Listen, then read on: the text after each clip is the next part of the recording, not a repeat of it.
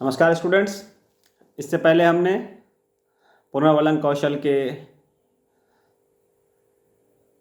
प्रकार को समझा था और पुनर्वलन कौशल क्या है इसे जाना। आज हम इसी स्किल पर आगे बात करते हुए पुनर्वलन कौशल के उद्देश्य पर बात करेंगे। पुनर्वलन स्किल के देखिए, हर स्किल के अपने उद्देश्य हैं और ऐसा कोई कार्य ही नहीं है जिसका उद्देश्य ना हो। खाना बनाने का उद्देश्य है भूख को मिटाना, पानी पीने का उद्देश्य है प्यास को ख़त्म करना।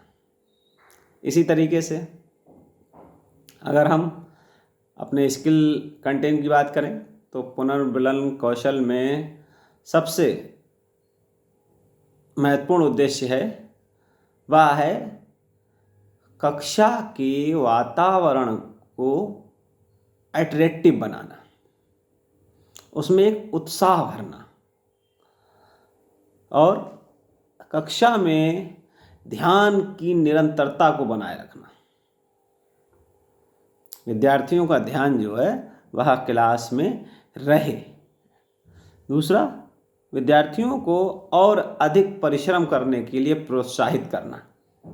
जैसे हमारे बच्चे चाहे प्रार्थना सभा में काम कर रहे हों, या हमने देखा कि बच्चों ने मेहंदी प्रतियोगिता में भाग लिया या रंगोली बनाई, फिर बच्चे मुझे बुलाने भी आए कि सर चलिए आपके साथ एक फ़ोटो हो जाए। मैं गया, मैं, भानु सर, जो भी लोग मौजूद थे सभी ने आप लोगों के साथ फ़ोटो किया, कराया। तो कहने का मतलब ये है कि ये विद्यार्थियों की सहभागिता को बढ़ाता है कि अरे वाह बच्चे बहुत में। और हमें यहाँ पर ये भी देखना चाहिए कि प्रशंसा जो भी हम करें वह सच्ची होनी चाहिए। यहाँ पर अगर प्रशंसा झूठी हो गई तो विद्यार्थी का अहित भी हो सकता है। हम उसे खुश करने के लिए उसकी प्रशंसा ना करें, हम उसे सफल बनाने के लिए, हम उसे स्किल्ड बनाने के लिए उसकी सब प्रशंसा करें। और कहीं गड़बड़ी हो, गलती हो तो हमें कहाँ पर किस तरीके से आगे पीछे अकेले में उस बात को शेयर कर देना है कि बेटा यहाँ पर ये थोड़ी कमी है बच्चे, उसे ठीक कर लो। तो उसे ऐसे मतलब उसका काम, उसको अपमानित करना या उसको सम्मानित करना हमारा उद्देश्य नहीं होना चाहिए। स्किल का उद्देश्य ये होना चाहिए, रिइंफोर्समेंट का उद्देश्य ये होना चाहिए कि हम उसे बेहतर से बेहतर बनाएं। सम्मान तो वो पाएगा ही, और गलत करेगा तो अपमान पाएगा। ये हमारा काम नहीं है, ये हमारा काम है उसको उसके काम में दक्ष करना। अगला है कक्षा अनुशासन में सुधार। बिल्कुल, कक्षा का जो वातावरण है अगर वो अट्रैक्टिव होगा, विद्यार्थी अपनी बात कह रहे हैं, आप सही से रिस्पांस कर रहे हैं, बहुत बढ़िया बेटा, गुड, हाँ ठीक है, सही कह रहे हैं, जी जी जी जी जी, बैठ जाइए, हाँ जी सही है, बहुत सही कहा आपने। तो ये है, इससे कक्षा का वातावरण जो है वह उत्साहित होता है और उसमें सुधार आता है अनुशासन में। उसमें अनुशासनहीनता के चांस कम हो जाते हैं। विध्वंसात्मक प्रवृत्तियों का मार्गांतरीकरण करना, ये थोड़ा समझने जैसा है कि कुछ टेंडेंसी होती है स्टूडेंट्स में कि वो उन्हें कुछ ना कुछ गड़बड़ करना है क्लास में। ये मुख्य रूप से बैक बेंचर होते हैं। मुख्य रूप से ये बात हम कर रहे हैं, ये बात मोटा मोटी समझिए कि आपकी एलिमेंट्री के अपर लेवल में और एडोलसेंस एज में ज़्यादा काम करती है। तो ये बच्चे क्या करते हैं कि कक्षा के वातावरण को बिगाड़ते रहते हैं।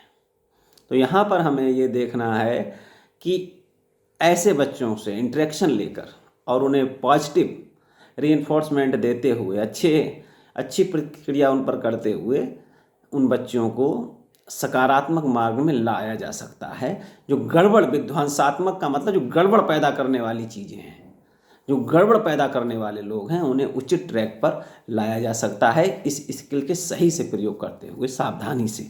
अगला है विद्यार्थियों में आत्मविश्वास में वृद्धि करना।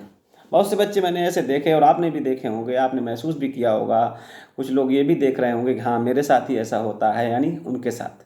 तो जैसे कि कुछ बच्चे जो शुरू में नहीं बोलना चाहते हैं, रिस्पॉन्स ही नहीं करना चाहते कि हम नहीं भैया बताएंगे जहाँ हम गलत हुई और बेइज्जती हुई है।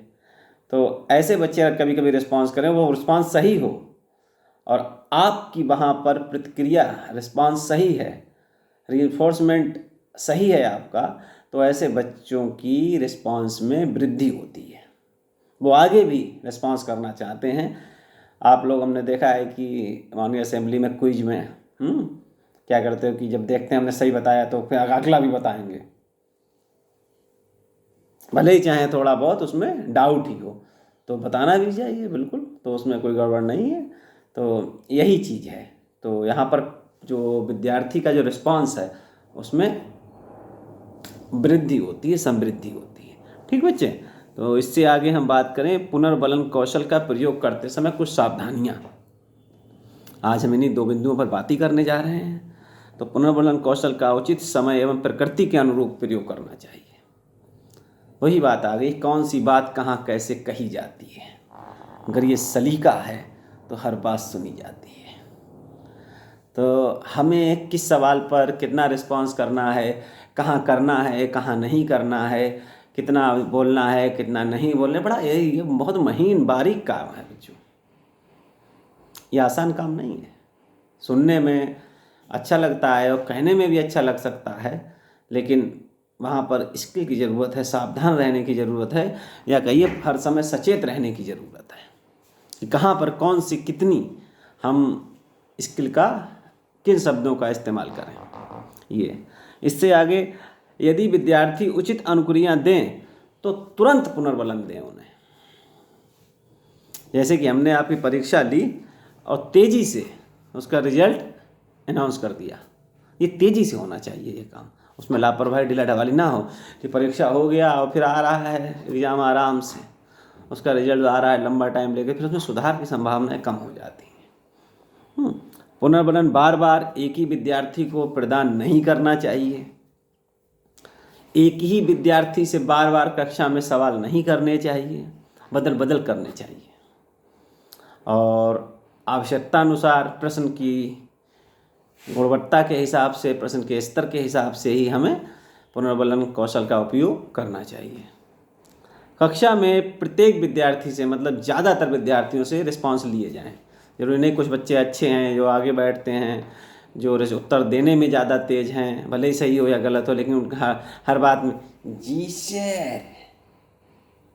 तो हमें ये नहीं देखना है कि जो बच्चा जान रहा है वो तो अच्छी चीज़ है, बढ़िया है, लेकिन हमारे जो बच्चे चुप हैं, हमारे बच्चे जो जान नहीं पा रहे हैं, वह भी कोशिश करें, हम उनसे भी रिस्पांस लें। ये कोशिश रहनी चाहिए, है ना शालू। जीवन इन्हीं चीज़ों को तो समझने का नाम है शालू। तो ये रहा हमारा सावधानियों की बात। इसमें एक विशेष सावधानी और है कि कक्षा में हम ऋणात्मक कौशल का कम से कम इस्तेमाल करें। ये बात जो मैं कर रहा हूँ ये मुख्य रूप से आप पर लागू तो होती है, लेकिन आप लोगों पर उतनी लागू नहीं होती जितनी उन पर लागू होती है जो कि छोटी कक्षाओं के बच्चे हैं, एलिमेंट्री क्लासेस के बच्चे हैं, जिनमें आप अध्यापक बन के जाएंगे। आप हर बात को मेरे और अपने बीच में तुलना और इंटरेट करके देख रहे होंगे, तो वो बात आधी सही मानी जाएगी। हमारी आपकी रिलेशनशिप अलग है और आपकी उन बच्चों से रिलेशनशिप अलग है जिनके आप अध्यापक बनने जा रहे हैं, जिनके आप टीचर्स बनने जा रहे हैं। तो इस चीज़ को वहाँ से देखिए। जो भी हम स्किल की बात करें, आपको PDF मिलेगा, आप नोट्स बनाएंगे, तो नोट्स बनाते समय भी आपके अंदर आइडिया आएंगे, लिखते समय भी या पढ़ते समय भी। तब ये कोशिश करें कि उन बच्चों को सामने ध्यान में रखकर अपनी स्किल को समझें, तो आपको ज़्यादा समझ में आएगा और उसका महत्व ज़्यादा समझ में आएगा कि हाँ, इस स्किल का हमें यहाँ पर यूज करना चाहिए। इन सावधानियों ध्यान में रखकर पुनर्बलन प्रदान करने से उसका सकारात्मक प्रभाव प्राप्त हो सकता है। इससे आगे हम पुनर्बलन कौशल के घटक पर बात करेंगे। बहुत बहुत धन्यवाद आपका।